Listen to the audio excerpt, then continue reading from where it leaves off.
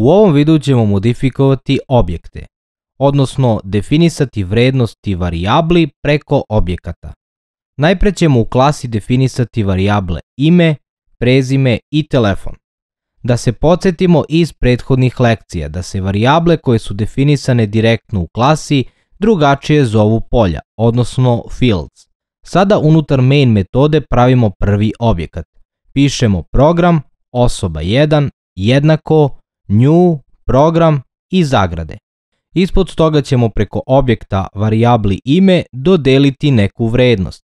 Pišemo osoba 1.ime jednako Marko. Dakle, prva osoba se zove Marko. Isto pišemo i za prezime i za broj telefona. Sada kada smo to ispisali, tražit ćemo da program to ispiše. Pišemo console.writeLine i u zagradi osoba 1.ime. Isto tako pišemo komande za prezime i telefon. Pokrenut ćemo program. I evo rezultata. A šta ako Marko u nekom periodu promeni svoj broj telefona? Da li to možemo i mi uraditi? Pa možemo. Pišemo osoba 1.telefon jednako i nov broj telefona. Ispod ponovo pišemo komande za ispis vrednosti na ekran i pokrećemo program.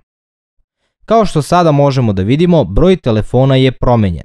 Iznad znaka tarabe su stare vrednosti, a ispod nove. Da li sada možemo da ubacimo još jednu osobu i njene podatke? Pa naravno. Prvo ćemo napraviti novi objekat, program osoba 2 jednako new program, a zatim mu dodeliti neke vrednosti, isto kao i u prethodnom slučaju, Marija Pantić i broj telefona. Sada pišemo komande za ispis i pokrećemo program. Evo rezultata. Kao što vidimo, varijable, odnosno polja, imaju potpuno drugačije vrednosti za ovaj drugi objekat.